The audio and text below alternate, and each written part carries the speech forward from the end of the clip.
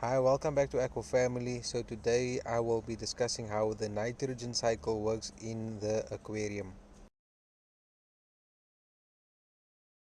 Is a repeating cycle of processes where nitrogen moves through living and non-living things. So how does the nitrogen cycle start? Fish would eat, it produces fish waste, and that gets broken down into ammonia. Ammonia then gets turned into nitrite. Nitrite then gets broken down further and it turns into nitrate. Thereafter, the nitrates either gets removed by two processes, either by water change or by having plants in your tank, for example, pothos, vallis, or any other aquarium. Even when algae grows in your tank, it will also help lower the nitrates. So where do you find the nitrogen cycle? You can find the nitrogen cycle in any established tank. There's few ways of getting the nitrogen cycle started.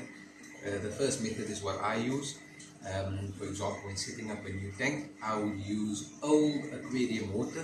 For example, 50% old aquarium water and 50% dechlorinated tap water. I would take a old sponge filled or any sponge that you have in your sump setup and squeeze all the gunk out of it, and that will go into the new fill. So that's how I get my fish in my setup the exact same day.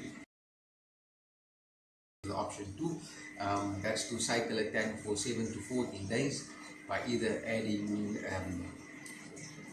a bit of fish food so that it can deteriorate and get broken down and get the nitrogen cycle started. In a established tank, the beneficial bacteria breaks down the highly toxic ammonia. It's the bacteria's job to break down the ammonia into nitrite and thereafter into nitrates. Nitrous, ammonious, and nitrobacter breaks down nitrogen into a more safer form that can be used by your plants. Once you have an established colony of nitrifying and denitrifying bacteria, your ammonia and nitrate levels should be close to zero. Your nitrates levels would continue to increase up until water changes gets done, or if the nitrates actually get used up by vallis or pulver. It's best to do your regular water changes to avoid this from happening. So there are a few things that can happen when your nitrates actually increases. One of the things is your fish would stress.